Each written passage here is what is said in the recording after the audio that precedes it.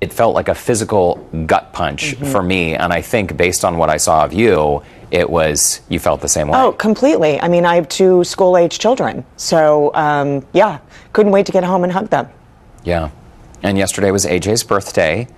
It was, yeah. You know what? And we ended up having a great afternoon with him. And it was, gosh, I did not think that I was going to get really emotional. But, yeah, we ended up celebrating with him, as rightfully so. He's 11, and we shielded him some of this news, and we just had a good birthday celebration. I'm glad. I was texting with a lot of my friends, and even Chris, our director, wrote to me, and he said, you know, I'm struggling with my wife, Leslie, to find a way to actually talk to our twin girls and she's an educator. And she's a teacher. And he was saying it's interesting because they were concerned about her being back in the classroom today. Right. And I mean, it's when I think back to when I was a young person in elementary school, we didn't have active shooter drills. We didn't. I mean, none of this was, Columbine hadn't happened. That was in the late 90s. And I graduated high school in 1999. And so I've heard people say, well, this is just the reality of the world. I refuse to accept that this is okay or normal or to be expected. I am hopeful that in some way, someday we can find a way to put an end to this. Right, and there has to be an end to this type of headline. There really has to be, because as you were saying about, you know, intruder drills is what the younger school-age children call it. You know, those are, I likened it to the tornado drills that I had as a child, right? You had those once a month to figure out how to handle that, and I don't even think we do weather drills. I mean, this is what our kids are dealing with. Yeah. This is the reality. Yesterday, when I left the Museum of Natural Science, of course, many of us were feeling like we were in a fog hearing this news. We had a midterm election. Do people remember that? I went to vote. And at my local polling place, well, Brandon and I went together because we always do, it's a tradition. I was number 201.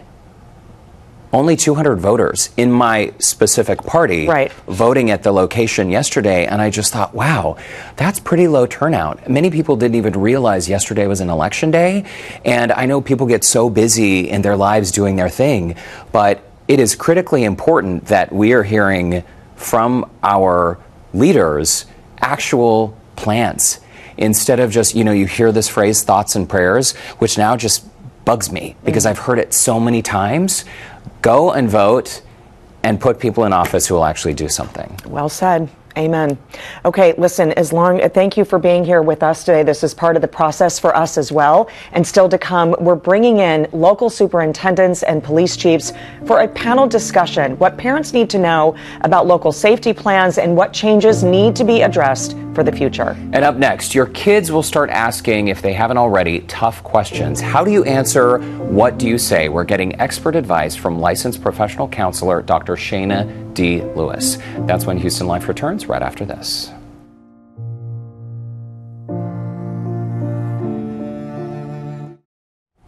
Welcome back to this special edition of Houston Life. With yesterday's news, many families had some pretty tough conversations last night. Here with expert advice for parents and caregivers navigating these discussions, licensed professional counselor Dr. Shayna D. Lewis. Dr. Lewis, we always love having you on the show. Usually it's after something terrible like this, and I know a lot of parents out there were not alone last night when they were struggling finding the words to say, maybe starting the conversation, or finding the answers when their children were asking some pretty tough questions. Yes, yesterday was a tough day, I think, for all parents. And one of the things that I want parents to realize is that we got to start helping our children to cope. So we're going to run through, what does that look like? The very first part of this, Derek, is you got to consider, what do they already know? And how do they feel about it? So the questions, I have 2 kids, 13 and 15. My first question to them is, what have you heard? What do you know? Because they got other kids at school, they got phones, their social media. Yeah. They got a lot of access. Right, they've probably heard, right? And elementary school kids knew probably before they even got home from school. Before they got home. So find that out first so you know where they're starting with their information, and to correct anything that may be inaccurate. Because you know how we can rumors get started, if you will, and Yeah. things can run and they're not even accurate. So to make sure it's accurate, but also to ask, how do you feel about it? What are you thinking about it, based on what it is that they know? And before we get to the rest of the acronym, what about parents who have the philosophy that, okay, if my child here at home doesn't really know anything about what happened, I'm just going to pretend it didn't happen? Dangerous strategy? You know, I get it. I understand it. You want to protect them as much as possible, but more than likely they're going to be around other people or children at some point who do know, and there's a conversation, and they're less equipped when they have no information. But how do you know when the information, though, might be too much for them? Is it based on their age? It is. So that would be the O. You want to offer age-appropriate information. They can't take, young kids cannot emotionally absorb all of the details of what happened. So the language sounds very different in the conversation versus an older child where you can talk about details because they're already going to know a whole lot of them. They're going to tell it to you, actually. Yeah, well, and let's say that your child, maybe they're not asking a lot of questions. Maybe they're a little bit more reserved. How much do you offer? How much do you volunteer? Yeah, I think you talk about in general terms of, you know, something bad happened today in the world. Perhaps there were some other kids who might have been in danger. You don't have to go into all of the details if they have no information about those things, especially if they're very young. But you don't want them to be shielded as if it did not happen, because this is the world that they're in, and they have a right to be honest with them. Honesty, very important. Yeah. Okay, as we continue with the word COPE, the acronym, let's get to the P. This, you say, purposefully limit media exposure. Yeah. So our kids have a lot of access, don't they, Derek, to a lot of social media, a lot of TV. Many screens. Too many screens. But as parents, you want to limit it. Why? Because images are traumatizing. What they see will sear in their mind, and now they're seeing those visuals, and it may not be of anything directly related to what exactly happened, but even the aftermath, people crying about it, people being on TV and the news talking about it. That is excessive and overwhelming to their system. Limit it. For little kids, you can cut it off completely, really. And your conversation. Know what's happening in your background. You may be listening to the radio or watching, or TV is on and you're not watching it, but they're hearing it. That counts too. So turn that TV off. Turn it off. Okay, let's get to the E in the word COPE. The word is ensure, so ensuring normalcy and check-ins in the days to come. Yes, that is so important. Returning back to a sense of normalcy, routine is where our children find security and stability. They know what to expect. So as soon as we can return to what's normal, like celebrating birthdays or doing the things we were already going to do this weekend, do those things, but check in with them, because how they feel today may be different a couple days from now as it continues to kind of sink in. So don't think because today they're fine that they may not be fine in a couple of days. You want to make sure you keep checking in. Continue checking in. We're out of time, but very quickly, for parents out there who have young people who right now are just afraid to go back to school, even though there's a few days left for many students for the rest of the year, what advice for them?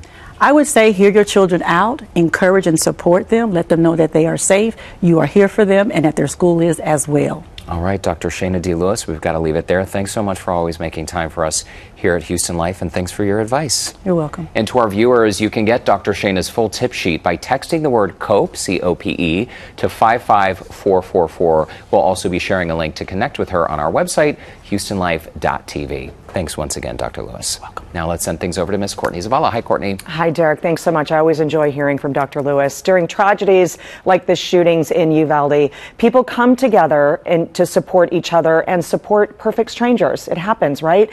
Whether it's around the world, across the country, or just across the state. Joe Sam found one man whose mission is to support others, and he's doing that now and joining us. Hi, Joe. Hey, Courtney, that's right. Community members here in Houston are devastated by that tragic event that took place at the elementary school, which is why they're helping and stepping up, just like Kenneth Lockerman. He's a 70-year-old community member who has been doing this time after time. Every time there's a school massacre or event that happens like this, he did the same thing back in 2004 during the Russia school massacre, and then again in 2012 during the Sandy Hook massacre that happened there at that elementary school. And now he's doing the same thing here in Houston, organizing organizing a visual called Light in the Darkness. He's asking people to come out in Galveston. It's going to be happening on the intersection of 35th Street and Seawall Boulevard, and he wants people to come out and really show their support. This is what he had to share with me as he is organizing this amazing vigil. Unfortunately, this is becoming too common an event, and the tragedy there is we can't get used to it, and you can't, I don't know how we can ever heal unless we can come together, maybe heal a little together, share what we're thinking together. That's the idea of the vigil, to have us get out there, share our thoughts and care, and somehow that can be a message to the folks in Uvalde that they're not alone, and that whatever little bit of light that we can shine for them is good for all of us. Again, he is definitely wanting to shine that light tonight. It's going to be starting right before sunset at around 6:30. He's asking people to show up at the intersection of 35th Street and Seawall Boulevard. He wants you to bring posters, candles, flashlights with cares and thoughts on there to show that you're actually giving some kind of support back and helping the people that are dealing with this tragic event that took place, and showing that support to their family members and the victims there. So we're going to go ahead and send things back to you guys. We're going to have all that information about the vigil that's taking place up on our website, HoustonLife.tv. Courtney, Derek. All right, Joe, thanks very much for that. Still ahead, a panel discussion with local superintendents and police chiefs about plans in place to keep our kids safe at school, what's currently happening, and which changes should be addressed. Plus, a look at how we can all be more proactive in the conversations we can start at home with our families. I sit down with Rania Mancarios, the CEO of Crime Stoppers of Houston. That's coming up next on Houston Life.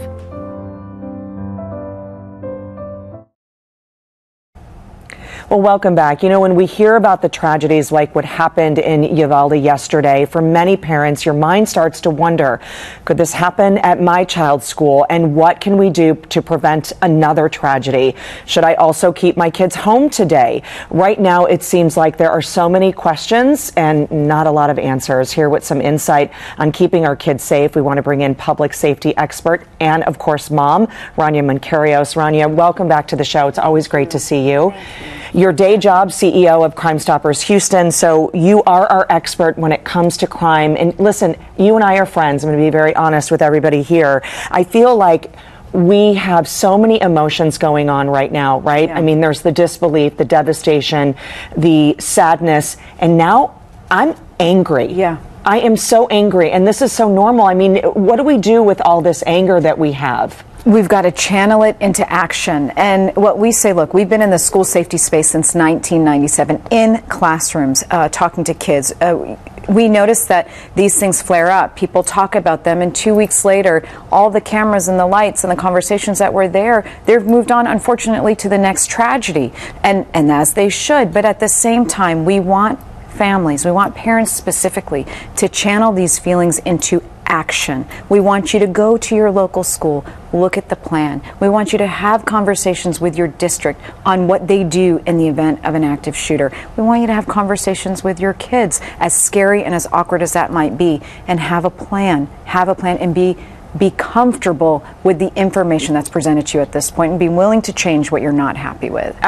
These are such great action plans, and I do feel like when it comes to Crime Stoppers and that conversation, the Safe Schools program, you do break it down. You break it down for the students, the teachers, and the community, and that's really important, and anybody can request to hear about that. Absolutely. Everything we do is free. Our Safe School Institute offers free programming, obviously, for the schools. Again, boots on the ground, kindergarten to 12th grade, talking about all these very difficult issues in an age-appropriate manner. But then we bring the conversations to teachers, to administration, to school-based law enforcement, and then to the parents. Look, it is scary. We don't want to think about this, but we have to wrap our minds around the reality, the growing reality that this is happening and can happen where we live and where we send our kids to school. So are you okay today with the information you have? Are you okay today with what you know of the school plan? And if you think, God, I don't even know what the information is and I don't even know what the school plan is, then today you have some homework to do. And we all have that homework to do. Absolutely. I mean, our kids now are doing these drills, active shooter drills within our schools, like what I liken to tornado drills when I was a kid, right? I mean, these are things that are happening. And as parents or caretakers and in the community, we need to know what they're teaching our kids and how our kids are prepared. If we don't know, we're not doing our job. Right. And then what do you do? I mean, you think of these families in Uvalde, and it's just hit too close to home. These are young, these are babies. You think of what they heard in the school, the gun sounds, the screaming, the terror, the feelings. It's too much. It's too much. And then you think of parents desperate to get a hold of their children. That's when you need to understand, where are they taking our children? Where's the meeting point? How do I know if my child's gone to a hospital or is in a classroom or is at the safe spot? What is the safe spot? The more information, you'll never regret knowing what that information is before a tragedy. You'll be 10 steps ahead. And that's the hard part, is dealing with the chaos during the traumatic event. If we can mitigate that chaos, that's a step in the right direction. It certainly is. And I think if we're going to learn from anything in this conversation today, Rania, is to really have that line of communication with our kids, with our teachers. And the call to action now is ask questions. Ask questions, be on guard, and listen, we've got to start looking at social media posts for our children and their friends. We know that this shooter posted 2 images, or an image of his 2 weapons, made a comment online. We've got to take all of these threats and comments seriously. A joke doesn't matter. It's still a terroristic threat. We've got to report them, know how to report them. We've got to be consistent in educating kids that if you make this type of threat, there will be serious consequences. And engage a community, a school community, where every person has a role in their safety. Rania Mancarios, it's always great to see you, and sadly under these circumstances today, but we appreciate your perspective. Thank you. And we do have a link to connect with Rania and Crime Stoppers of Houston on our website. That's houstonlife.tv. After the break, we're continuing this discussion on keeping our kids safe at school with a panel of local superintendents and public safety experts. That conversation is coming up next right here on Houston Life.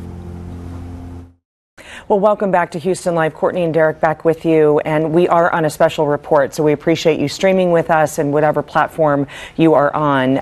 But it's now been more than 24 hours as an 18-year-old gunman opened fire in a Uvalde elementary school, killing at least 21. It's 19 students and 2 teachers. Unbelievable. As Texas and the nation are mourning this tragedy, many questions are being asked about what can be done to make our schools safer. And speaking of school safety, it's time now for a roundtable discussion.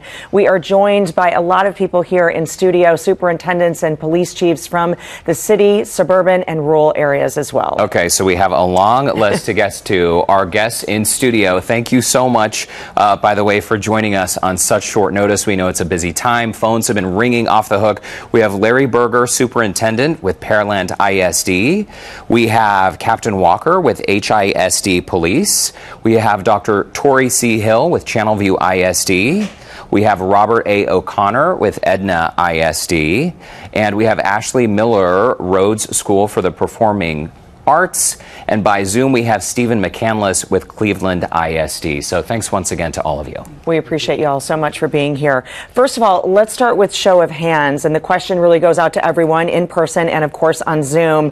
Are there any safety measures that you all changed today on campus in light of what happened, whether that was backpacks, visitors, school parties? We know we're getting to the end of the school year. So were there any changes that were implemented today that weren't there yesterday? Just a show of hands. Okay, we have a few. Dr. Hill, let's start with you with Channelview. We saw your hand go up, and tell me, what were the changes that you made today? So first and foremost, the first change was just to increase the presence of our police officers across the district, and so we've enhanced the presence of our officers. We also communicate with our students the expectations of their behavior as they continue to end out the school year, but also the expectation that if they see something, say something, and so making sure that our students also take the responsibility for their safety as well. And Ashley Miller, your hand went up. What's different at your school? So we have asked all visitors, parents, teachers, staff, just leave your bags in the car. Leave backpacks, purses, bags, everything in the car. Come with your ID, and everyone has to wear a badge. Were there any absences? You know, did you feel that parents really took advantage of that, and a lot of kids weren't in school today? Did we see that? You're nodding. Significant amount, would you say?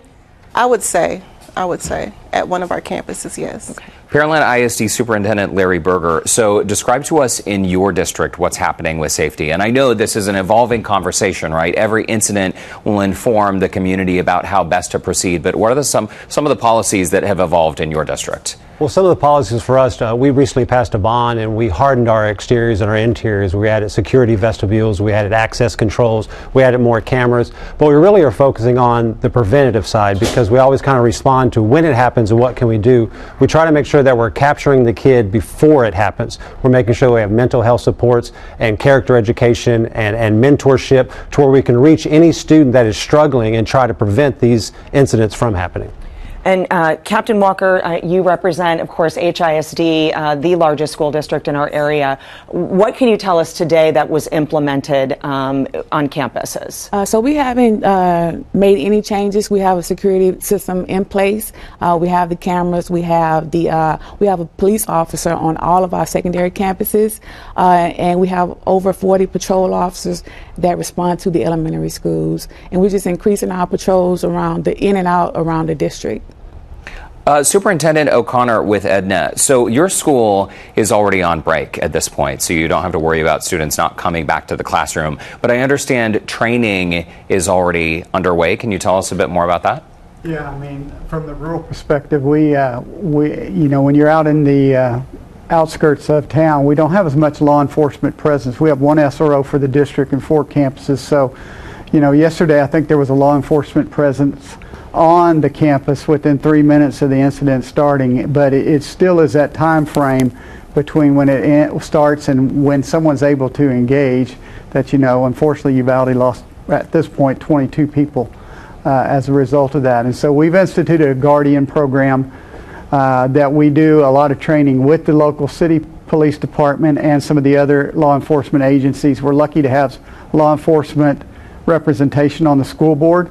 And so we've done a lot. We bring in outside trainers. We have a group of teachers and administrators that we take through 3 to 5 day training every summer and go through what we want to accomplish with that. And mostly it is that transition period between when the incident first starts and us getting a law enforcement presence for sure engaged on the campus that we want to be able to hopefully take the focus away from them being able to corner a group of kids somewhere and make them concentrate more on avoiding what we're doing.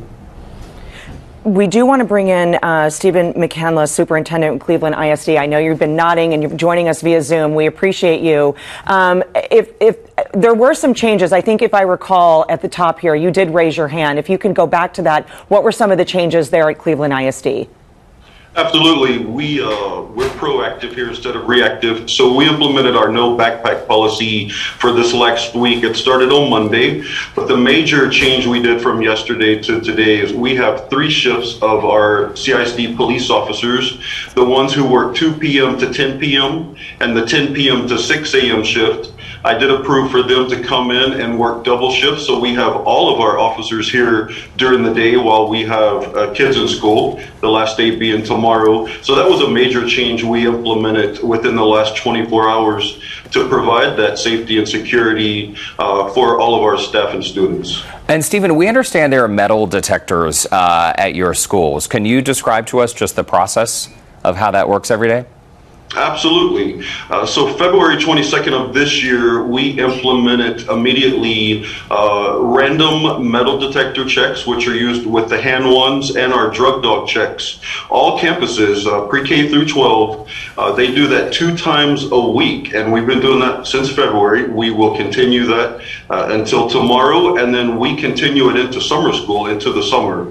Because like I said, safety and security, there's never downtime for that, and we want our parents to know that when they send their students to school, that we take that seriously here, and we have a great safety protocol in place, and we will check students randomly on all of our campuses.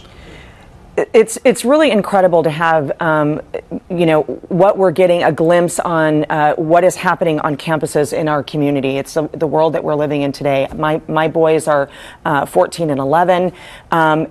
Are you having parents, I know the phones have been ringing today, rightfully so. Are you guys having parents, caretakers, community members calling and saying, what are we doing? What are you teaching our kids? Today might be, maybe we should have been asking these questions earlier, but who would like to jump in here? Because when we're talking about the intruder drills, active shooter drills that are happening on campus, what are the kids learning? What are they going through on campus? So I'll start there and just say that it's important that we are out front communicating with our parents about our standard response protocol. And in Channelview ISD, we are very active in communicating to our parents a common language. And so we're very clear as to how do we respond in emergency situations. We have a standard response protocol section on our website. We also actively communicate on our social media as well as call outs. And even as of yesterday evening, I was the first voice that they heard to just talk about what's going on around the world right now, what's specifically happened in Uvalde, and how we plan to respond to that, and how it connects to our current safety response protocol in our district. And Captain Walker, let's talk a little bit about safety protocol in HISD. Many of us were chatting during the commercial break before this conversation. When we were in school, we didn't have active shooter drills. We didn't have metal detectors. I don't remember even seeing a police officer on campus with a gun. Is this going to be the new normal, where metal detectors and armed uniformed police are on campus in order to keep our young people safe? So I can't speak for any other district, but we've been doing this for a while now, having police officers on campus. Like I said, there's anywhere from 2 to 3 officers on every campus, the secondary campuses, I'm sorry. And then we have our patrols that they frequently visit the elementary schools. And then we also have some of the principals, they may decide to hire an off-duty officer to work overtime at their campuses. So even some of the elementary schools have full-time officers on their campus. I think parents, we all want to have the information to move forward and keep our campuses safe. There's also the component here of, and someone's already said it today, about you see something, you say something. That also kind of trickles down the mental health platform, what we're talking about, because if somebody is maybe having some writings or photos or postings, if nobody says anything, no one's going to know. And I think that is really important. Anybody want to jump in on that, on mental health and our children? Well, if possible, I'd like to go back and tie that into the community piece. You were talking about the community calling. Pearland community called, and they called, one, because they wanted to support what happened at Robb Elementary. The other is they're like, what can we do, and what can we come together as a community to support? And in that process of see something, say something, the parents need to understand that we are together as a team, because they're at school a majority of the time, and they're at home and online and with their friends, gaming, whatever. If you see something, we need to communicate together and be on the same team and support that child in a holistic fashion. Okay, I think we're going to take a quick break. To our viewers who are joining us once again, we're having a very interesting roundtable conversation. We are back on television now, but stick around, because after the break, we will continue the conversation. That is right. We'll be right back.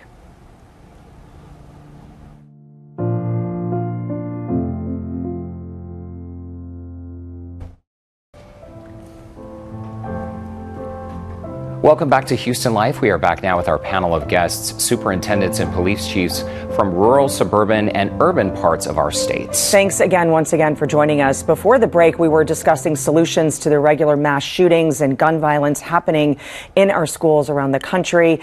Let's get right back into the conversation. We do want to find out, there's a difference, a clear difference in police force between Edna and Pearland. And I think Mr. O'Connor, Robert O'Connor, superintendent with Edna ISD, if you can tell us what's different with yours. Yeah, it comes down to a logistics problem as far as number of people that are there and available. And so I think that's one of the things about a small community, is that people will come together to put out the support that they need to do. And the community's been very supportive of us starting up a Guardian program, to where we have trained armed teachers and administrators in the district, just to add to the fact that we have a limited number of law enforcement potential officers there within the county. And so there's no doubt if there's a problem, they're all going to show up in masses. Like we said before, it's that difference in trying to have an answer for the beginning piece before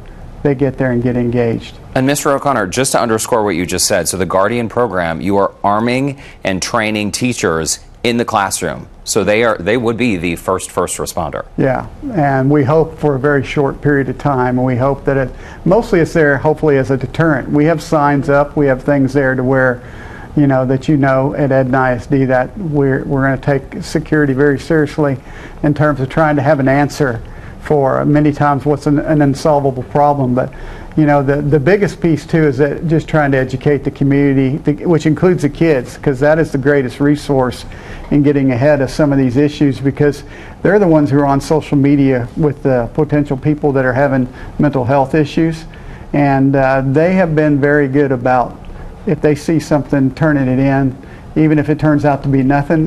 We always tell them we'd rather be safe than sorry, which I think all of us would hold to that. 100%. Larry Berger with Pearland ISD. Can you tell us what's different and what you've implemented in your district? Because you have officers on campus as well? Correct. We do not have our own police department like HISD and other districts. We have a partnership with the city.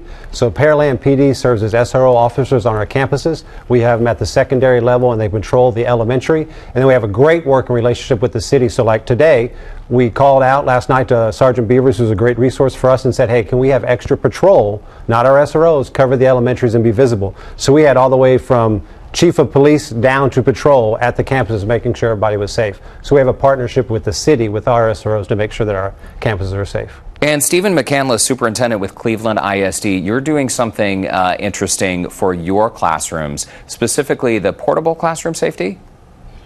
Absolutely. We have numerous portable classrooms in the district due to our rapid growth, and we met and discussed the security of those. For the perimeter, we will be installing fencing around all of those portable buildings that currently are in close proximity to neighborhoods or streets where anyone can just walk up to, or in between those portable buildings. We want to ensure that people just do not have easy access to get close to those buildings. Making it more difficult as well, and having that response time cut down, of course, in Edna and Pearland ISD and all the other things that have been implemented in these campuses across our city. We do want to give a shout out to our guests just one more time in case our viewers on the broadcast did not meet them during that NBC special report. We have Dr. Tori C. Hill, superintendent with Channelview ISD, Ashley Miller, superintendent, Rhodes School for the Performing Arts, Larry Berger, superintendent from Pearland ISD, Robert A. O'Connor with superintendent with Edna ISD, Captain Artina Walker, HISD Police, and Stephen McCandless, superintendent with Cleveland ISD. Thanks so much, and it certainly takes a village and a lot of ideas, but one thing we can all agree on is we want our young people to be able to come home from school after the school day. We appreciate you all so much taking time today to come in, have this conversation, and we'll have to do it again. Have a conversation again. Yes. Thanks so much for your time. And we do have more information on our website, HoustonLife.tv. All right, we are going to do a little bit of a turn here, switching gears now. We have said on this show multiple times, we've talked about music and how we lean on it sometimes in the most difficult times in our life. Music is there to help lift us up and inspire us all. Yeah, we want to introduce you to a local violinist who's bringing his unique flair to the classical four-stringed instrument. We're going to chat with Damola, the violinist, and we are going to have a special performance as well in studio when Houston Life returns. Welcome back to Houston Life. He went from playing the violin on Houston streets to becoming an internationally acclaimed instrumentalist with millions of people tuning to his music for inspiration and entertainment. Now is our time where we can exhale and smile, right? Yeah. His name is Damola, the violinist, and guess what? He's joining us now on how his social media videos started spreading like wildfire. Wonderful to meet you. Thank you so much. Thank you for having me. Absolutely. I'm a huge fan. How did this all start for you? Because this started basically with your learning classical violin. Yeah. Actually started playing classical violin. The first thing when you pick up the violin, I was playing in church, but I wanted to play stuff on radio. I wanted to play stuff that was cool, and I was like, okay, I would start figuring it out, and I started listening to music and try to find my notes, and that's how it all started. And on Instagram and TikTok, suddenly things started spreading around. It turns out you've got a lot of fans out there. What do you think it is about your music that connects so well with your fans? Okay, so the first thing about my music is something that's relatable, you know, songs that people know, of course, you know. And then I just add my style to it, Demola style to it, and then I just do my own thing. And I have a sound, I have a style, but at the same time, I want to play songs that people can relate to. You know, these are things that people, you know, want to listen to. Like songs that we, you know, on radio, songs that we love, and how you give it to them. You know, my whole movement. Right. I enjoy the music. Okay, can I liken this in case people are like, I don't understand what's going on here. What is this? So this is like you in Bridgerton, you know, the Bridgerton music. That kind of this thing. is you bringing us all of that music, that kind of music in a classical way. Yeah, definitely in a classical. So it's a fusion of classical music, jazz, and of course, you know, mainstream pop and hip hop. You know, on the violin. Awesome. That's a great description. Okay, so we're going to let you get ready, Demola, and it was so much fun watching some clips of your music videos just moments ago. So, folks, you're in for a very special treat because now performing a very special song included in his latest original album, Feelings, which is available now on all streaming platforms. Here's multi-genre instrumentalist and award-winning Houston artist, Demola, the violinist with Afro.